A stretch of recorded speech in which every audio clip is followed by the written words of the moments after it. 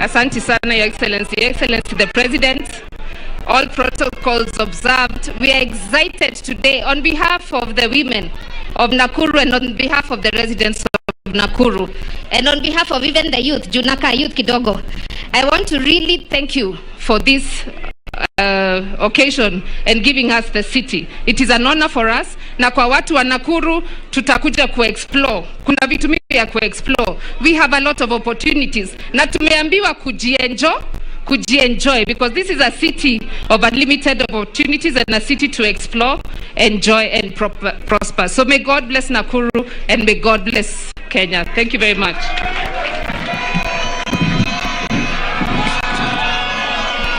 Asante sana. Kwa niaba ya wanabiashara wote, Mheshimiwa John Kitilit.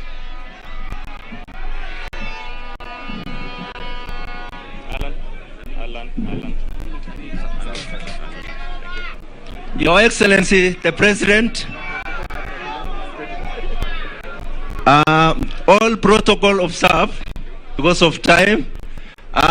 On behalf of the Hado Committee that I was chairing, to seek for public participation all over the town, I want to take this opportunity, Your Excellency, kukushukuru sana because of your participation pia, na nishukuru wananchi wa Nakuru kwa kuamini yale tuliwaambia, maneno yale tuliwaambia wananchi wa Nakuru, ambaye kuna wengi walisupport na kuna wengine walikuwa doubting Thomases. Lakini nataka niwaeleze leo ya kwamba hii city status italete mambo mazuri katika tauni hii, italete biashara, italeta maneno ya ukulima, na hii ni kitu kizuri sana. Hii historically, kwa sababu mimi nimekuwa meya Nakuru hii mambo ya city status tumetoka mbali. It has been turbulent, Your Excellency, and this is an historical moment that watu ya Nakuru kwa jumla, let us embrace it and then make use of it. Thank you very much, Your Excellency. Thank you, the Governor of Nakuru.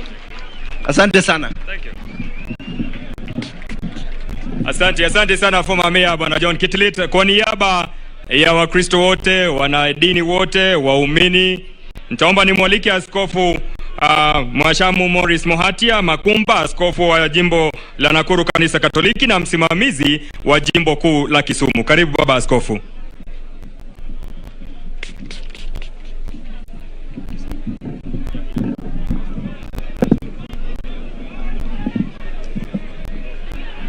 Mungu ni mwema na kila wakati.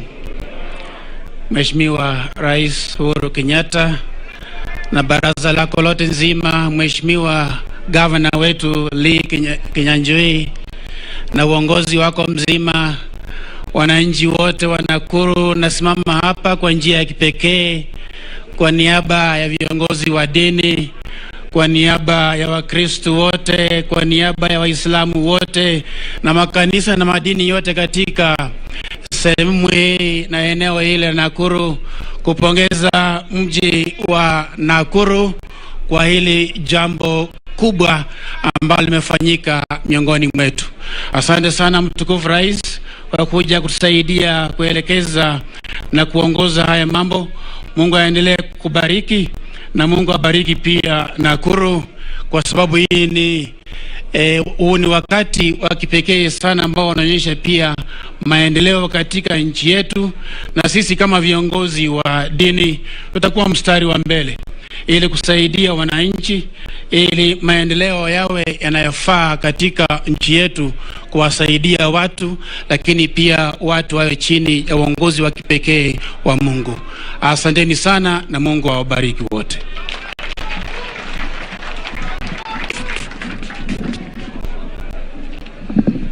Mheshimiwa Rais, nikubalie sasa nimwalike gavana wa jimbo la Nakuru, Mheshimiwa Lee Kinyanjui, atuongoze kwa kipindi kinachosalia.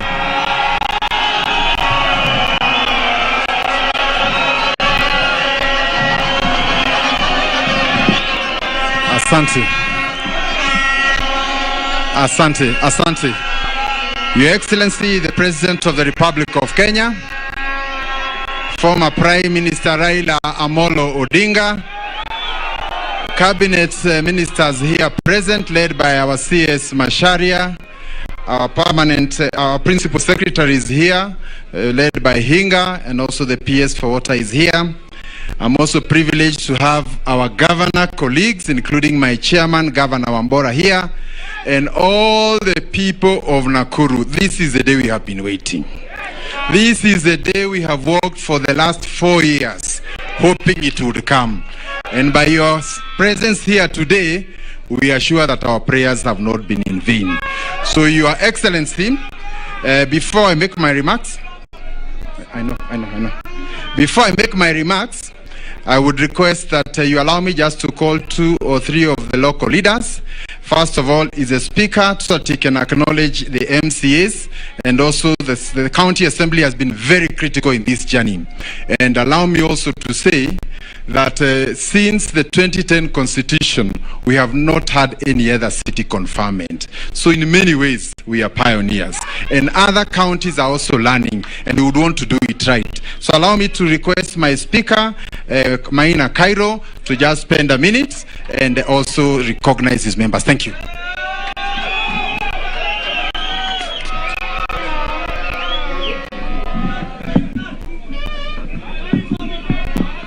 Rais wa Jamhuri ya Kenya, Mheshimiwa Uhuru Muigai Kenyatta, Governor wa Nakuru, Mheshimiwa Lee Kinyanjui, Mheshimiwa Prime Minister Baba Amolo Odinga, Cabinet Secretaries present, wabunge ambao wako hapa, magavana, watu wa Nakuru hamjambo. Watu wa Nakuru mko gangari. Wapi nduru ya Nakuru City? Asante. Yangu yatakuwa machache sana. Asante. Kwanza ningetaka kurecognize leadership yangu ya pale assembly ikiongozwa na Mheshimiwa Tanui hapa ambaye ni my deputy speaker, na pia tuko na the majority leader. Your Excellency, unamkumbuka huyu, ulipatia mama wake Wanyakinyi wa titles, lakini ameniambia nikukumbushe ati kwamba ulipatiana ahadi kuwa watakatiwa penalties za SFT, lakini bado hawajakatiwa. Sasa wengine wao hawajapata titles. Asante. Anaitwa Mheshimiwa Musha. Waheshimiwa wengine, tuko na Mheshimiwa Rachel Maru pale. Your Excellency, ningetaka umrecognize especially because yeye ulimpatia HSC. Yeye ndio mbunge ambaye wa County Assembly ulimpatia Head of State Commendation, na tunasema ni asante. Wabunge wengine ambao wako hapo wasimame. Your Excellency, waangalia wamekuja kwa wingi. You can wave to His Excellency the President. Asanteni sana. Tuko bunge yote hapa. Hatujafanya biashara leo saa 8. Your Excellency, nataka kusema kuwa mimi namshukuru Mungu kwa kusimama hapa siku ya leo ambapo historia imetengenezwa hapa Nakuru. Shughuli hii ya kufanya Nakuru iwe city, na kumbuka cabinet yako ilitupatia, kulikuwa na town mbili, Nakuru na Eldoret. Sisi tukaanza hiyo kazi na tunashukuru Mungu kuwa sisi tumefika pale mwisho. Na sisi ndio wa kwanza kama town ambayo imepata city in the new constitutional dispensation, and we are so proud. Tunashukuru Mwenyezi Mungu. Watu wa Nakuru nyinyi watu wa nguvu. Simujipigie makofi kwa kufanya hiyo kazi. Nikimalizia, Your Excellency. Okay, sawa. Nikimalizia, Your Excellency. Kidogo. Order. Asante. Nikimalizia, Excellency, kindly receive our heartfelt thanks and appreciation kwa kuwa ulitutembelea katika assembly yetu, and we are so proud kama the people of Nakuru and the Assembly of Nakuru tuliketi ndani ya assembly yetu na haujaiketi ndani ya assembly nyingine, na tunakuomba pia tutakapokuita tena tunakukaribisha ukuje ugrace the occasion ambayo tutakuwa naye early next year. Kwa hayo machache, Mungu wabariki Nakuru City, Mungu wabariki Nakuru County. Your Excellency the Governor, tunakupenda. Kazi ambayo unafanya ni mzuri na maendeleo ambayo unafanya, na tutazidi kushikilia kama County Assembly. Asanteni sana and God bless you. Thank you.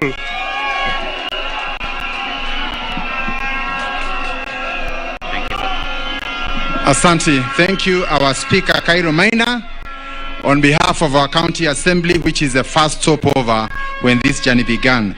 With your permission, Excellency, on behalf of the political leadership here, we have the Member of Parliament for Nakuru Town West, which is now part of the larger Nakuru Town, the Honorable Samuel Arama.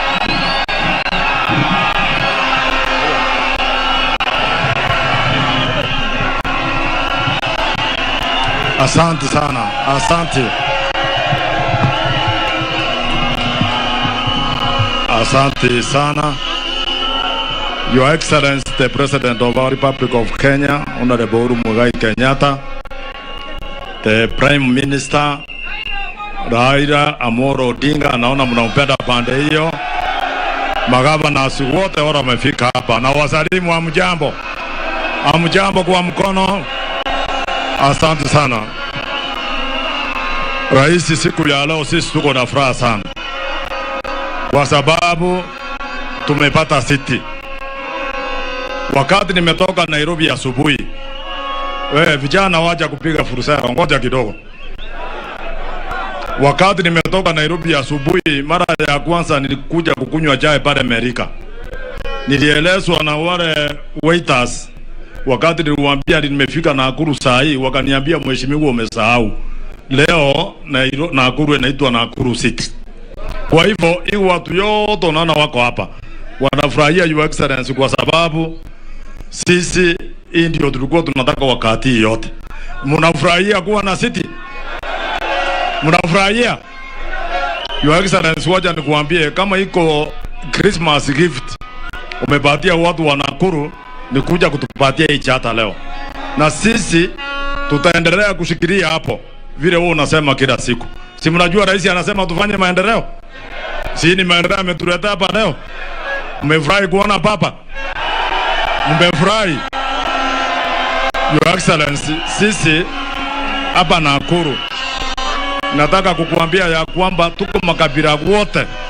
Sisi ni makabila wote tuko hapa. We have 42 communities wale tunaishi hapa na kufanya kazi. Tunataka amani. Kutoka wakati murishikana mkono na Prime Minister, amani imerudi hapa Nakuru. Si ni kweli? Hatuna maneno mengine. Sisi tutataka kushikilia kutoka hapo na hapa Nakuru mnajua tuko na watu ya Jubilee na ODM. Si ni kweli? Ama mko na mpango ya kando? Mko na mpango ya kando? Hapa Your Excellency, mimi nikikuwa mjumbe wako wa Jubilee nitakushikilia hapa na tunashikiliana na kutoka banda ya Nakuru Town West pia iko ODM, lakini nataka pia niulize watu ya ODM wale wako hapa, officials ya ODM wako hapa wainuke wasalamiane. Your Excellency, tuko na officials ya Jubilee. Officials ya Jubilee wako hapa wasalamiane. Your Excellency, nimefanya hivyo kwa sababu hapa Nakuru tumekuwa na shida kidogo kwa sababu unaona watu wengi walifuka wakaenda maneno ile ya kutaka kutanga wakati unasema tufanye kazi, watu wengine wanatanga huko. Lakini nataka kukuambia sisi tukikuwa na mheshimiwa wa hii county Bwana Lee Kinyanjui tumeshirikiana pamoja na tunaweka makabila yote pamoja. Your Excellency, tunataka tukuambie wewe ukienda retire, mimi najua wewe ni mtu ya Nakuru hapa. Kwa hivyo sisi tutakurapishwa rudi hapa, ukuje ukaa hapa. Mimi nitakuwa tu, mimi siendi mahali.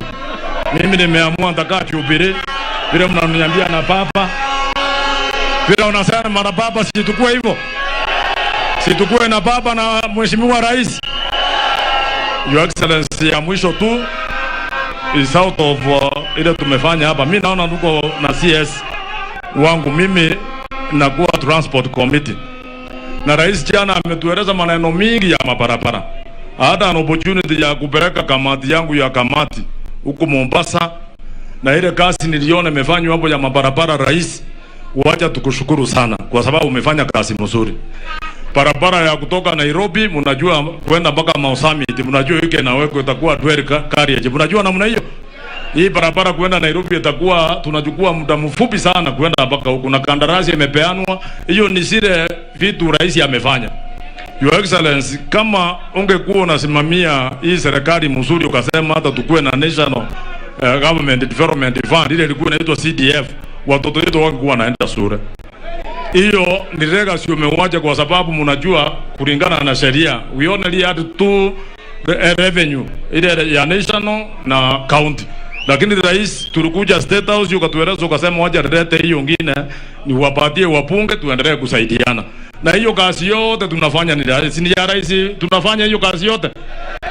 Ya mwisho, Your Excellency, iko barabara moja tu kwa sababu umefika hapa leo.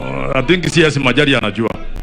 Hiyo moja tu ile ulikuwa umesema wakati nilikuwa DM, wakati nienda State House, Your Excellency, nikaomba hiyo barabara. Tena nimeomba nikikuwa kwa serikali yako, naona Majari yako hapo iko kwake tu, hiyo peke yake watu ya Nakuru town west mpate, si mtafurahi kutoka hapa bura. Asante sana, wacha Mungu akabariki. Thank you so much. Asante Your Excellency.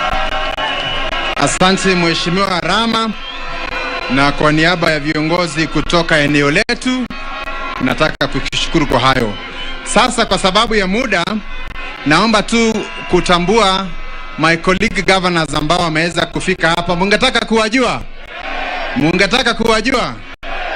Asante. Kwanza ningetaka kuanzisha na governor kutoka Kisumu ambaye amekuwa pia mwalimu wangu and another city, Governor Professor Anyang' Nyong'o. Asante. Pia tuko na chairman wetu wa awali, chairman kutoka Kakamega, Wycliffe Oparanya. Asante. Pia tuko na governor jirani yetu, governor kutoka Nyandarua, Governor Kimemia Francis. Asante. Pia tuko na governor kutoka Nairobi, Governor Kananu. Welcome. Asante. Pia tuko na governor kutoka Makueni ambapo tulikuwa na hafla juzi, Professor Kibudha Kibwana. Asante. Pia nafahamisha tuko na governor kutoka Kisii, Governor Ongwae. Asante. Sasa licha ya hao pia tuko na deputy governors ambao wamekuja siku ya leo. Naona Caroline Karugu kutoka Nyeri. Asante. I also have my deputy governor Dr. Eric Korir. Asante, and all the others who have come, thank you very much.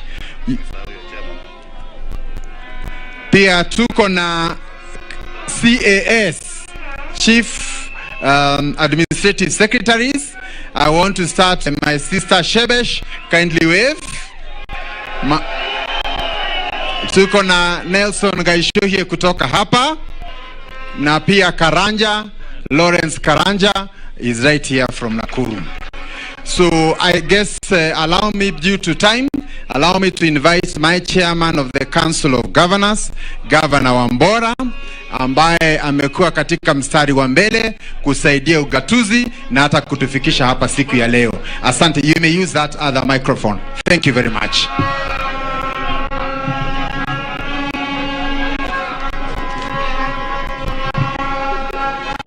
Asante.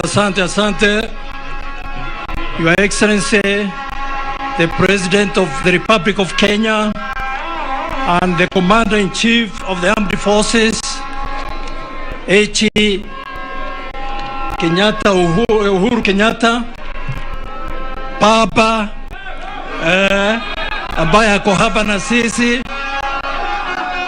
my colleague governors, PSs, CSs na wananchi wa Nakuru wote, amjambo. Mimi yangu ni kupeana message ya congratulations for 1 minute. Your Excellency, it gives me great pleasure to witness the historical occasion of the transformation of Nakuru municipality into a city. It is an occasion like this that gives me the afternoon.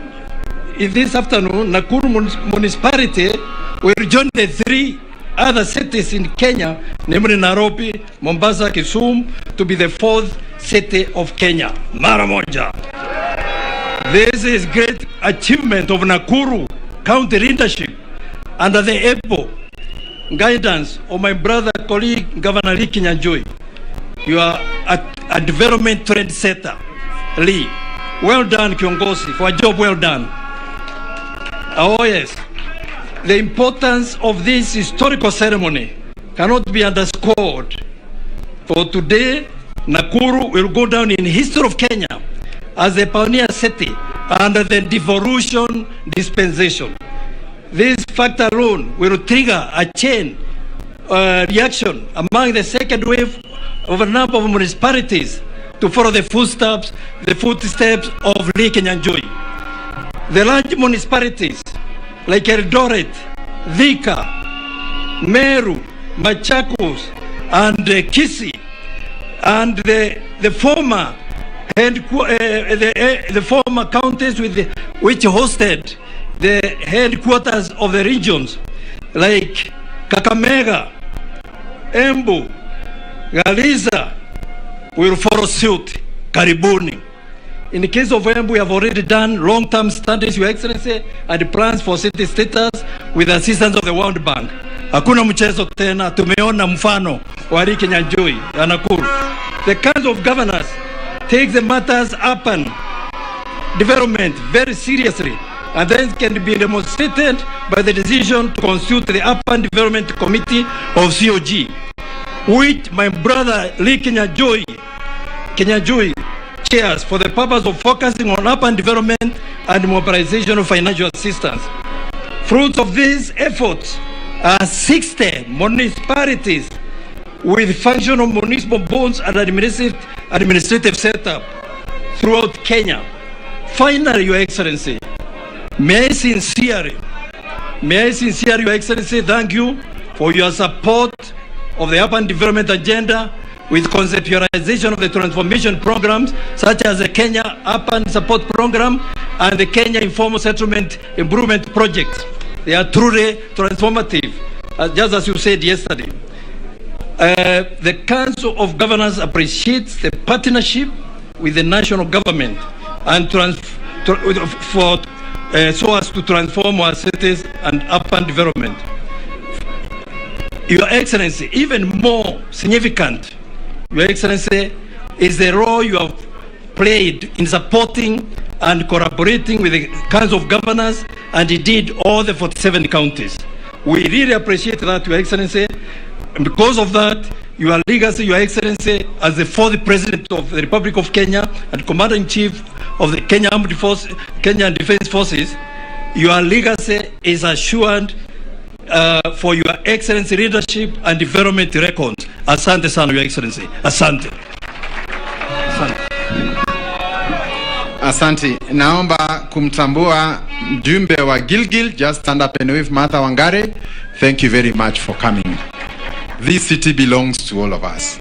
Now, in very quick order, I wish also to recognize some of the senators who are extremely useful in this journey.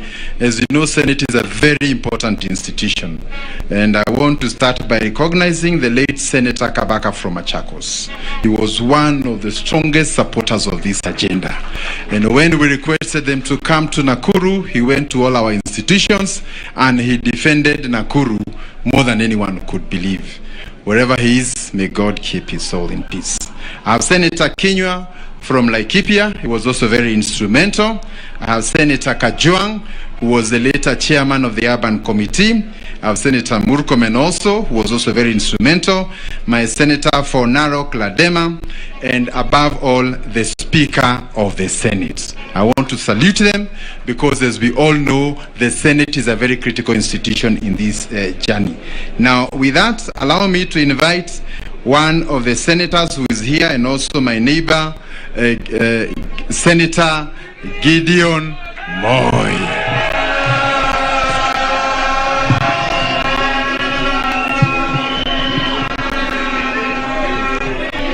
Thank you very much. Your Excellency, President Uhuru Kenyatta, Your Excellency, the Governor Lee Kinyanjui, the Prime Minister Baba, who's with us here, and all protocols observed, not forgetting my Speaker, Lusaka, and my Majority Leader, Pogisho.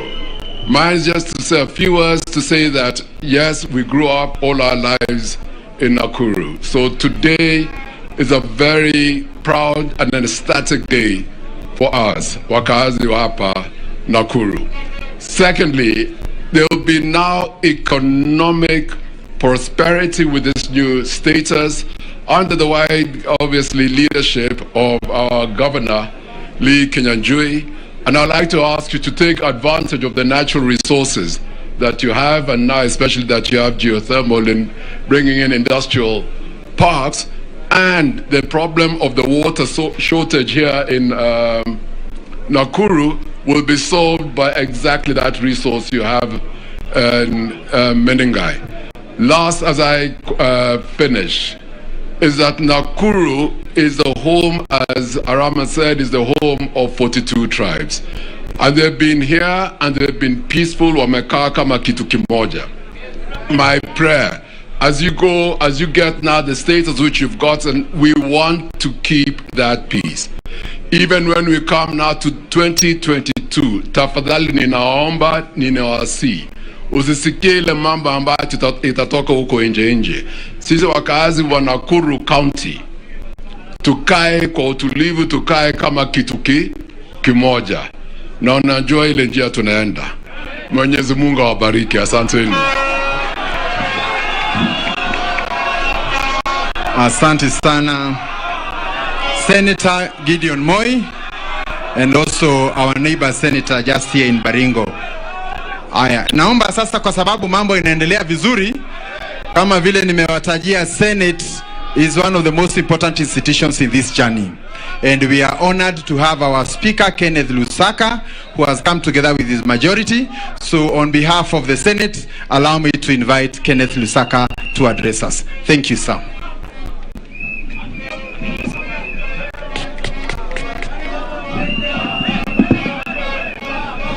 Mheshimiwa Rais wa Jamhuri ya Kenya, Mheshimiwa Uhuru Kenyatta, former Prime Minister Raila Odinga Abaidi Baba, viongozi wote ambao wamekuja hapa tukiwa na magovernors, kwa niaba ya Senate nataka nichukue nafasi hii kuleta risala za pongezi kwa city yetu ya Nakuru.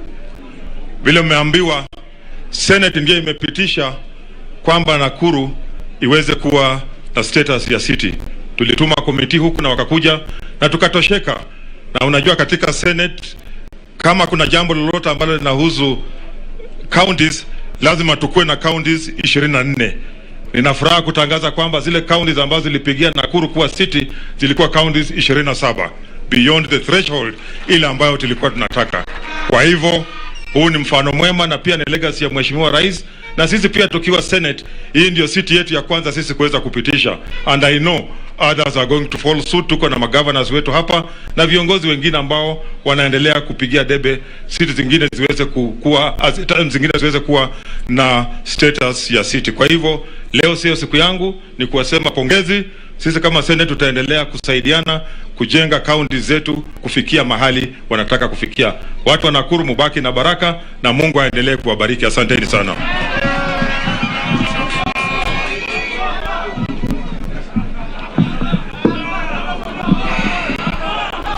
Asante. Sasa mnataka tuite nani? Asante. Allow me to take this opportunity to invite the former Prime Minister Raila Amolo Odinga to address Nakuru residents and also pass his congratulatory message. Thank you.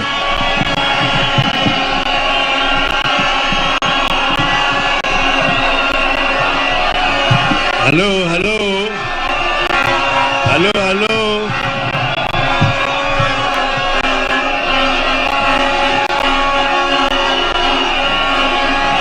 Haya vijana, tafadhali vijana.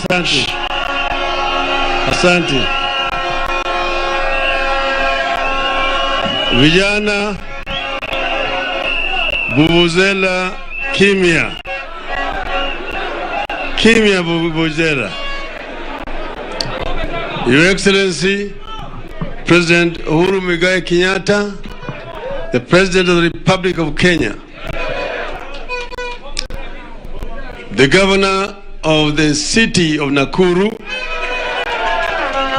Your Excellency Lee Kinyanjui, governors who are present here, the cabinet ministers, distinguished guests, ladies and gentlemen, wananchi wa Nakuru, hamjambo?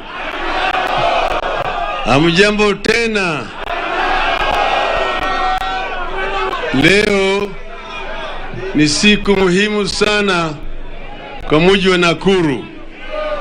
Ndio sababu tuliamua tuje tujiunge na wana Nakuru wakipata hii shahada kubwa zaidi ya kuinua Nakuru na kuwa city. Waswahili husema hayawi hayawi hayawi hayawi. Mimi najua wana Nakuru wamesubiri kwa muda mrefu sana. Vile Waswahili husema ati subira huvuta. Leo baraka imefika Nakuru. Mji wa Nakuru ni muhimu sana kwa taifa letu. Ujenzi wa reli ilipita hapa Nakuru mwaka wa 1899 ikiteremka kwenda Kisumu. Sasa miaka 20 iliyopita Kisumu ilikuwa jiji. Kisumu became a city when it was celebrating the 100th birthday. Nakuru should have followed almost immediately, but it has taken long, but better late than never. Your Excellency, this city here used to be the headquarters of farming in this country. So where the settlers came and made their capital. And that's why the Kenya Farmers Association was headquartered here. It was headquarters of a very rich region of this country, which was actually feeding the country and also supplying excess to other countries outside in the region and also internationally.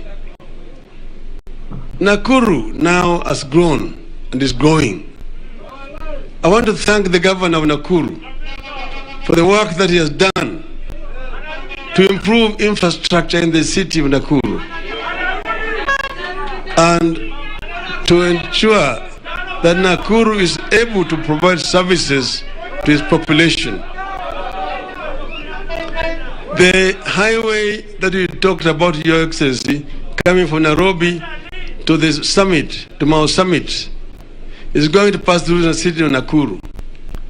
We had planned, Your Excellency, to have the Nakuru bypass, which has not been constructed. And I'm sure it's now going to be constructed during this process. And then to move the sewage system of so near the residence of the people to far away where we had planned to take it. This will make it much more better for the people in Nakuru to communicate and to move around. Your Excellency, Nakuru is attracting industries, but we want Nakuru to continue to attract more industries as we promote value addition to goods which are produced in our country, so that we can be able to build our country. That's why we these days are promoting Buy Kenya, Build Kenya. And be proud to buy Kenyan products. Your Excellency, it is a shame that some industries we used to employ so many people have now been turned into warehouses, storing containers carrying goods from China. We must change this and promote more local production here in our country. Your Excellency, as I conclude, I just want to end up with one message. These days I am promoting Azimio la Umoja. Azimio la Umoja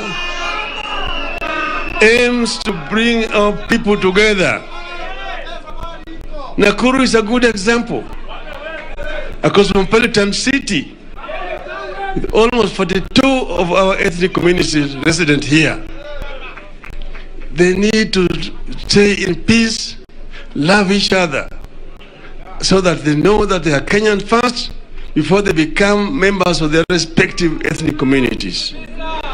This is when we will be able to realize the dreams of the founding fathers of our nation. One united country where everybody is a Kenyan, and whatever is available we share together as one people, members of one family. That is my message today, Your Excellency. And I want to tell these guys, we are going to have, reggae is going on halftime.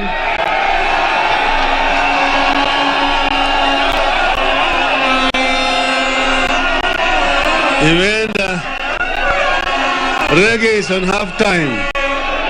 It will come back. Period and a layer. So I'm inviting people to come to Nairobi on the 10th of this month, when we are going to talk about azimio la umoja ya watu wa Kenya. Thank you very much.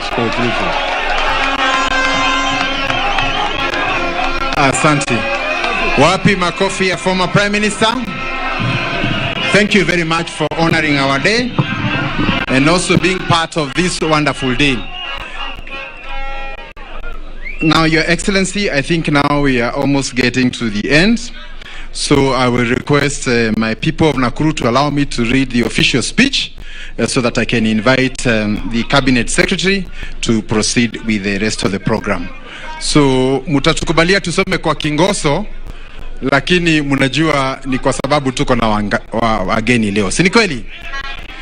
Your Excellency, the President of the Republic of Kenya, Uhuru Muigai Kenyatta, Cabinet Secretary, is present today, members of the Diplomatic Corps, distinguished guests, ladies and gentlemen. I welcome you all to the fourth and newest city in Kenya, Nakuru City. This is indeed a historic moment for Nakuru and the country. Today we become the first city to be awarded the charter under the 2010 Constitution. We are overwhelmed with gratitude because this journey has been long and sometimes doubtful.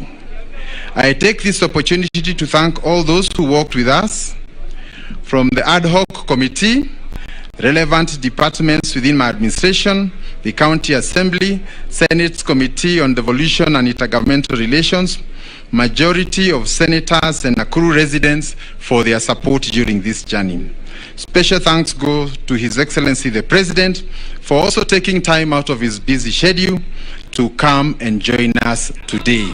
Please accept our gratitude. Your Excellency, the history of Nakuru dates back to the pre-colonial era. Nakuru town was founded in 1904 as a railway outpost. You will remember that from Mombasa all the way to Kisumu, the railway was under construction. In the 1920s, the town began to grow outside the original grid, triggering the first zoning around 1929. During the period, the town continued to grow fast and was big enough to be granted municipal status. However, this did not become official until 1952. After completion of the boundary extension in 1992, the municipality was extended to cover a total area of 290 square kilometers. The current integrated strategic plan for Nakuru, that is 2014 to 2034, has a planning area of 591 kilometers, which simply means areas of Lanet coming all the way up to Kiamunyi, Lanet, Kiamaina, Kiamunyi, and parts of Joro are also considered under this particular planning. Your Excellency, Nakuru City boasts of being the only city with a lake, a national park, and a caldera, or a crater as we call it here. We are proud of Lake Nakuru in particular for its reputation as a flamingo sanctuary and also being the home of the Big Four. The park was designated as an international bird sanctuary in the year 2009, becoming the first national park in Africa to be recognized as an important bird sanctuary. The park was designated as a UNESCO World Heritage Site in 2011. because of its outstanding universal value. And on this, Your Excellency, allow me to reiterate our commitment as a county to continue with the preservation of Lake Nakuru, together with all our partners who have been on this journey. Of significant importance is that the park is a rhino sanctuary.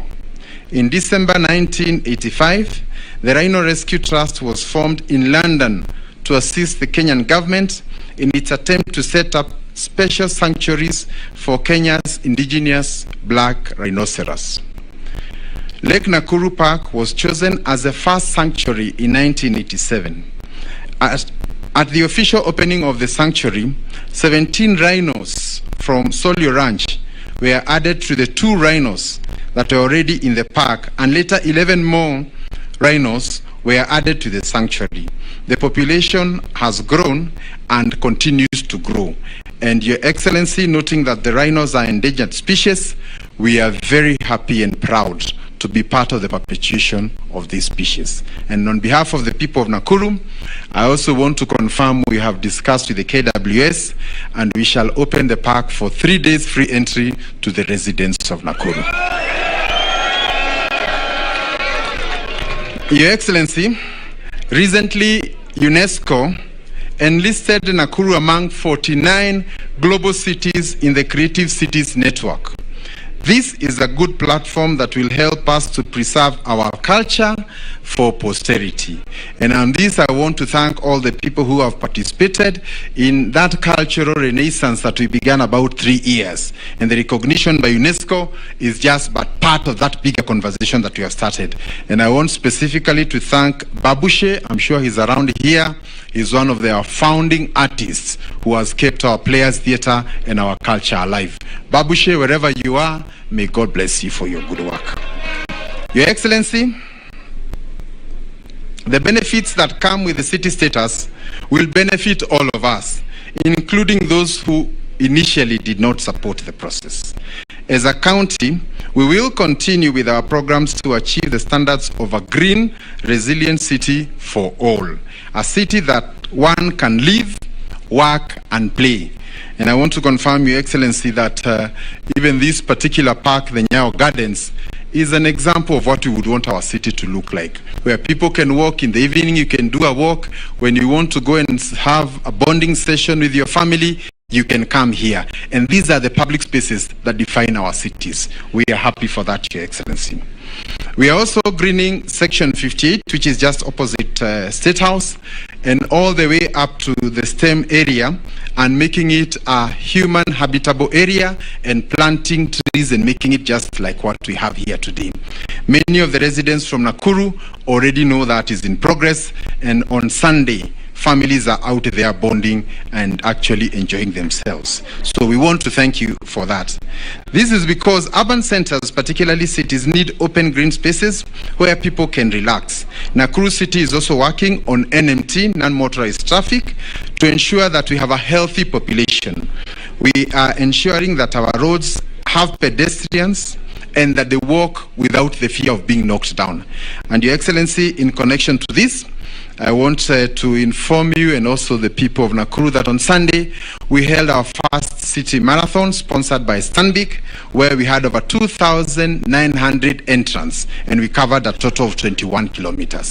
And this is part of encouraging Nakuru not to be just a place where you work, but we want you to work and play so that we can have a livable city.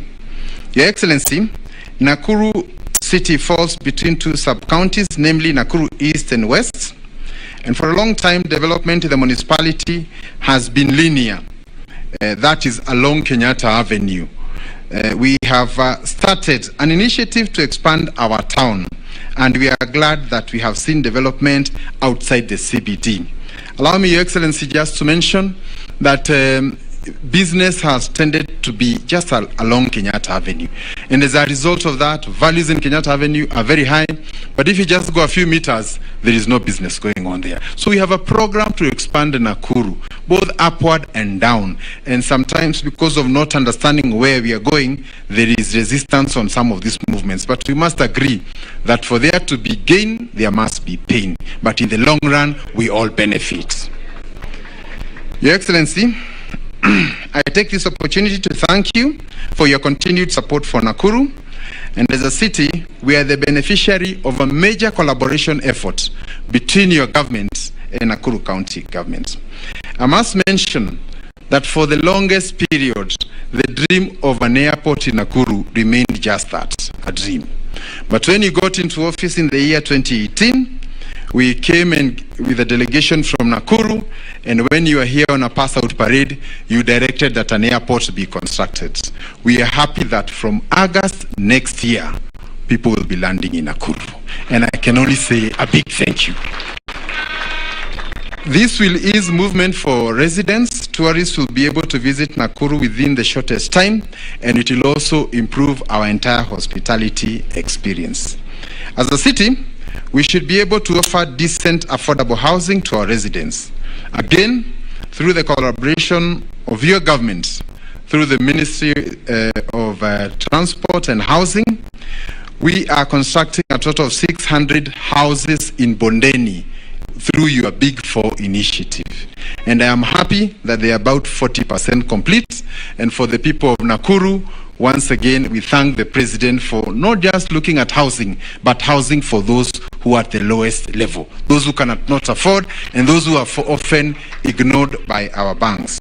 The project will transform Bondeni area, previously a slum region, and again, through your support, you have initiated a market of 600 million shillings just within the Bondeni area.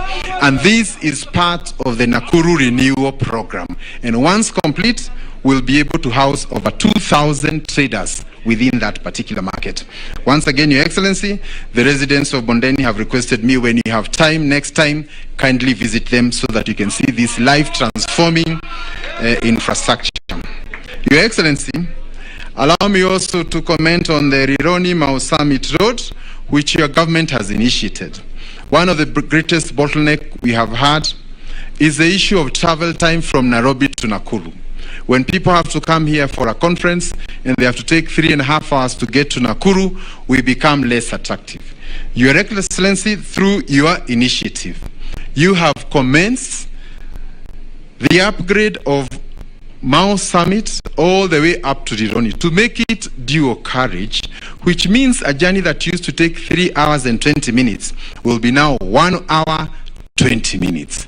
And Your Excellency, through this project, we anticipate that we shall have people living in Nakuru and working in Nairobi. And this is the kind of life-transforming project that we really want to thank you for. A large section of the 233 kilometer along the section that you are upgrading will also come up in terms of urban renewal from Gilgil to Naivasha, all the small towns around there. And we know roads open up areas for economic growth. So again, for the people of Nakuru, we are not just looking at a road, we are looking at wealth creation within our area. And once again, Your Excellency, we thank you for this. Your Excellency, by cutting the travel time to and from Nairobi to nearly a half, the superhighway offers great investment opportunity for our residents with increased land value, real estate, hospitality, and also agriculture in the city. And allow me also to say, Your Excellency, that as all of us have seen in the logo, we are not the typical city that is purely made of concrete. We have a park within ourselves, we have the agricultural part of us, and we have all that you can imagine. So, Your Excellency, Nakuru wishes to grow in that manner.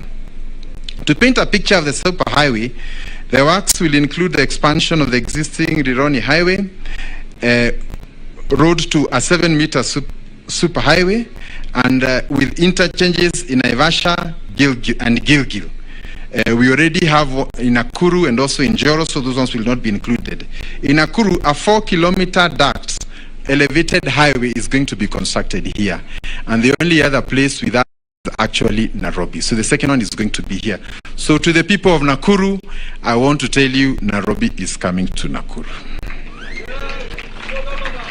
As a county and city, we are to the opportunity that the superhighway will bring, and will continue to encourage our residents to take advantage of them. We continue to tarmac roads within the CBD, and once again I want to applaud you, Your Excellency. Over 18 kilometers of road have been upgraded in the last four years right here in the CBD, and we hope again through your Minister for Transport, the remaining sections, as has been said by the MP, will also be completed. On another level, we are upgrading Afraha Stadium to international standards, and I'm happy to note that through the Kenya Urban Support Program funded by the World Bank, we have committed a total of 650 million shillings, and the commencement of that project started about 5 months ago. So we expect by next year around May, we shall hold all our big rallies, including international tournaments, right here in Nakuru. As I conclude, I encourage Nakuru city dwellers to embrace the opportunity to come up with a new city status. This city is for all of us, and I want to thank the President. When he came and he saw there were lots of people outside, he said, let them come. The city belongs to them. This is your city. And we want to really emphasize that the city must be inclusive for all of us, for the rich, the poor, the able, the disabled, for men, for women. This is your city. And as we all know, it is a journey that we have started. We are not claiming perfection. We will get better as we move on. And this is just the beginning of the journey.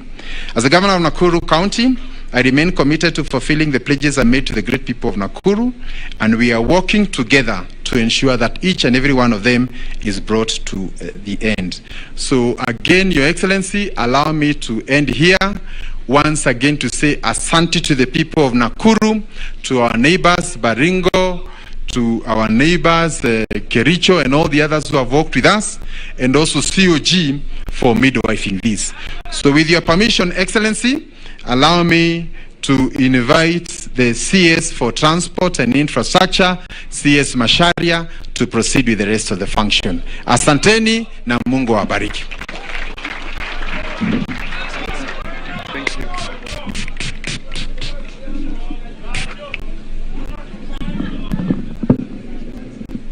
Your Excellency the President, Uhuru Kenyatta, former Prime Minister, governors present and all leaders present. Your Excellency, before I invite you, allow me to introduce the senior government officials who are here today. And Excellency, I'm doing this because, like Governor has said, we are working in a collaboration, national government and the county government. Without that collaboration, the successes which you've had, Excellency, will not be possible. So allow me to take 1 minute to introduce the senior officials who are here this morning. With us, Your Excellency, we have the Honorable Attorney General with us, retired Justice Kihara, who is actually holding these instruments which have been signed today. Excellency, we also have CS Muñez, the CS for Mining and Petroleum. Excellency, we have CAS present. We have CS Sebesh. We have CAS Gaishu here. We have CAS Karanja. And then we have two PSs, my PS for housing, Hinga, PS Hinga. And then we have PS Irungu. Your Excellency, the success achieved so far. Oh, and CS Health, who is here with us. Asante, CS Mochache.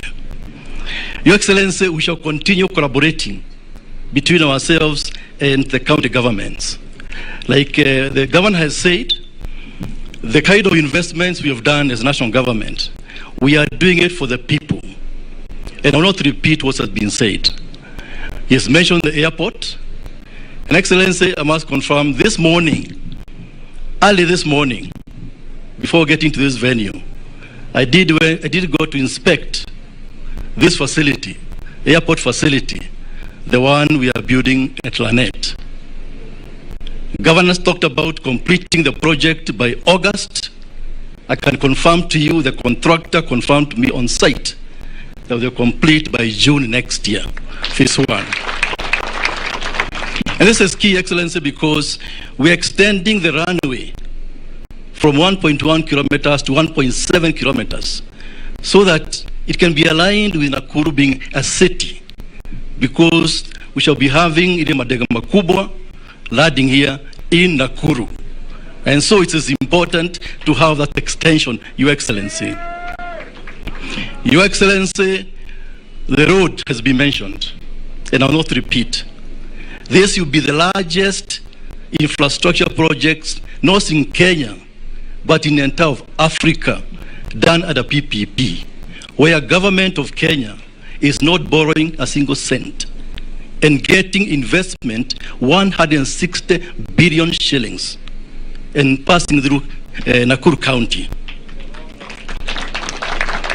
We want the city to remain quiet, and that's why we are doing a elevated bridge, which is called a viaduct. So people working in the offices, there'll be no noise whatsoever. Other things we are doing is housing, and of course, other developmental projects, which I will not repeat here. And because of time, Your Excellency, let me request all of us to be upstanding as I invite His Excellency the President to make the keynote address. Asanteni sana. Asante, na tuketi jameni. Nakuru oye! Nakuru hamjambo? Hebu tusalimiane tu kidogo nione pahali tulipo huko. Asante sana. Asante sana. Governor wa kaunti hii ya Nakuru, viongozi wote wa kaunti ya Nakuru, mimi nataka kusema niko na furaha tele kuwa pamoja nanyi siku ya leo.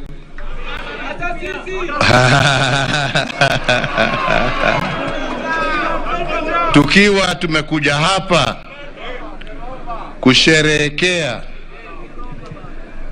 kupatiwa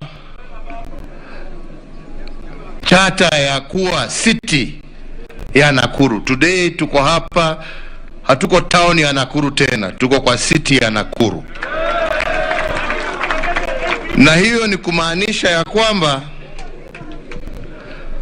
Nakuru sasa imefuata Nairobi, Mombasa, Kisumu kuwa city ya 4 katika taifa letu la Kenya. Na city inakujanga na mambo mengi. City inahakikisha ya kwamba biashara, it becomes attractive to do business.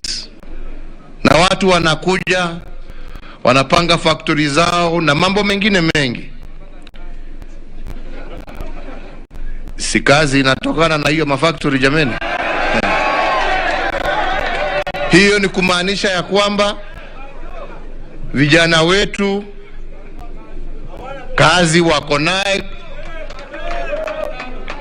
kwa sababu ya ile maendeleo ambayo inafuata city zetu tukizijenga.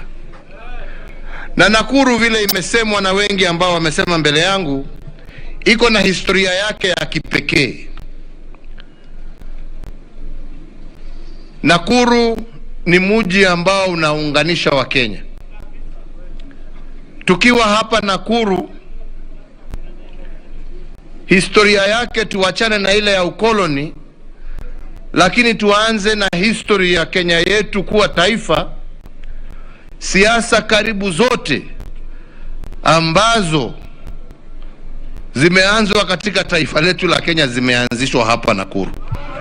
Moto wote unaanza hapa. Nyinyi ni watu katari sana nyinyi.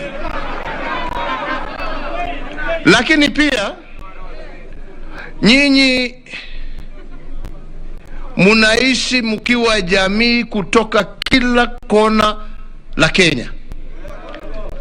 Nairobi tuko hapa na Wakikuyu, Wakamba, Wajaluo, Wakisii, Waluya, Wasomali, Wataita, Wagiria, wote wamejaa hapa. Na inasemekana na Nakuru ikichomeka, Kenya imechomeka. Lakini Nakuru ikitulia, Kenya imetulia.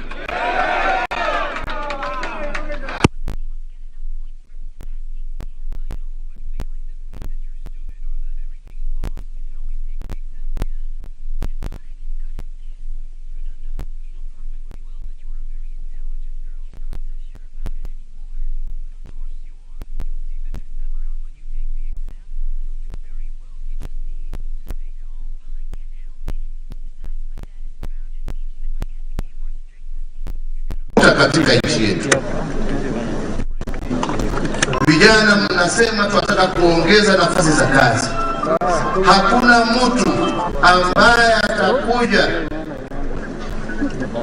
kuweka factory zake, kuanza industries mbalimbali, kuja kama mtalii kwa nchi ambaye imejaa furugu na vita.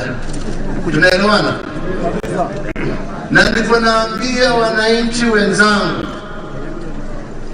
msichukue amani kama kitu rahisi. Tunaelewana? Kwa sababu wanasiasa sisi tuko saa ingine na fikira ya kwamba ukiinsight mwananchi ama ugonganishe mwananchi ati ndio wewe upate kura, umesonga mbele. Lakini ujue ukifanya Wakenya,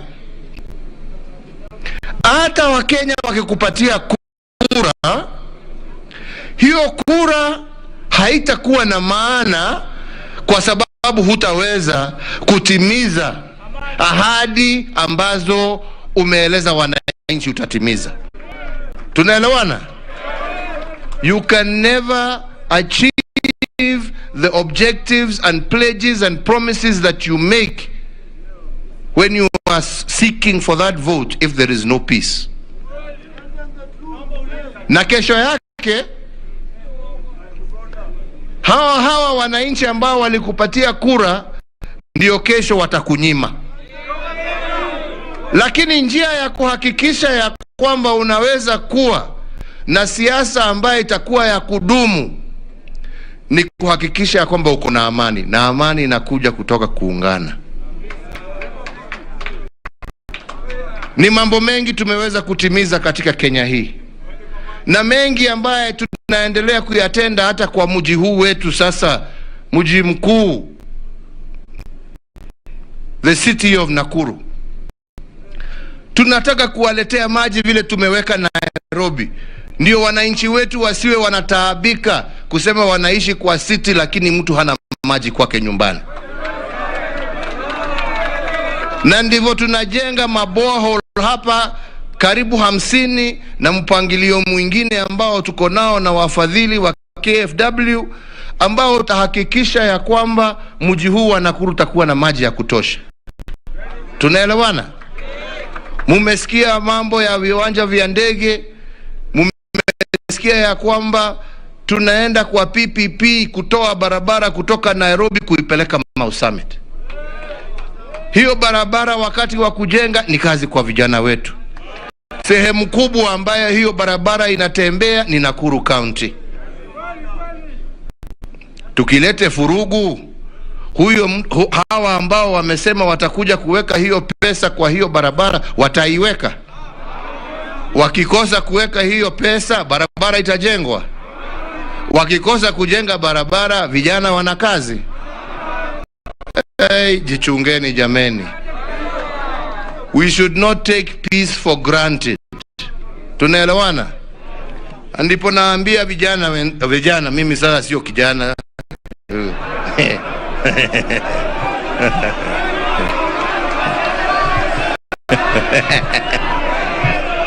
Na ndio naambia vijana wa taifa letu la Kenya,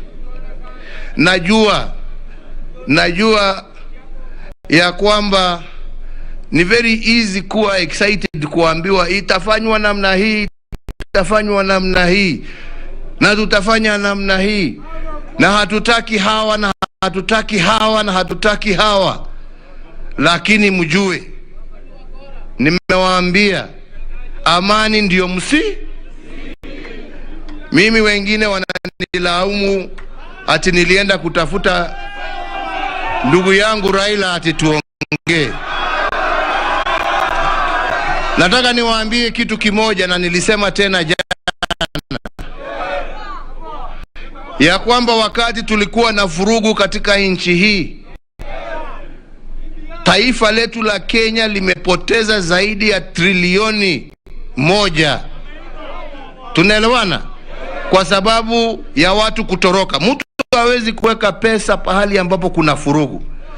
Lakini kwa sababu tulielewana na tukasema tuataka amani, hiyo ndio imetusaidia hata kupitia wakati mgumu wa COVID, na kuwa bado kuna nchi, hata kama bado tuko na shida, at least nchi imesimama na tunaendelea kuikuza pole pole. Tunaelewana?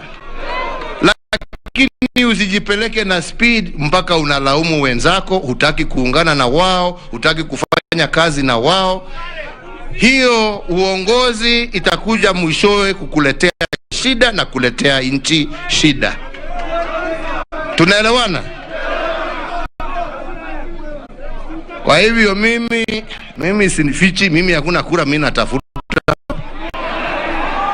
Lakini kile kitu mimi natafuta ni amani. Kile kitu mimi natafuta ni umoja. Kile kitu mimi nataka kusema nimewachia kikubwa zaidi kwa Wakenya wenzangu ni amani na umoja. Na hiyo ndio itatusaidia kutoboa safari hii ya kujenga taifa letu, na kuhakikisha it is the surest way ya kuhakikisha tabu zetu mbalimbali, haswa tabu ile kubwa zaidi ya ukosefu wa kazi. Hiyo ndio barabara ya kuhakikisha ya kwamba tumetimiza na tumetoa shida hizo kati yetu. Kwa hivyo mimi siku ya leo ni ya furaha, sio ya kuongea mambo mengi. Tutakuja kuongea siasa muda wake ukifika. Lakini vijana, kwa heshima,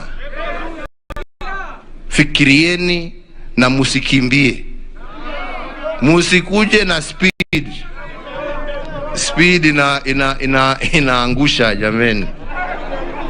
Afadhali pole pole na ufike pahali ambapo ulikuwa unaenda. Munanisikiza? Munanisikiza? Erojio, munanisikiza nyinyi? Munanielewa? Munanielewa? Ukikuja waambie huyu ni mzee hafai, tunataka kijana, sijui huyu ni ako namna hii, huyu ako namna hii, huyu ako namna ile. Mtu anachagua na bongo bana, mtu achagui na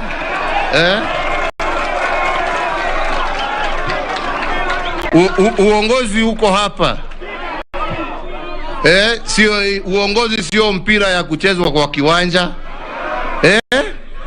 Uongozi sio sprint, ni marathon. Wewe utakimbia hapa, by the time umefika pale pumzi imeisha, lakini mzee amekanyanga pole pole akuja kupitia ukiwa bado kwa barabara.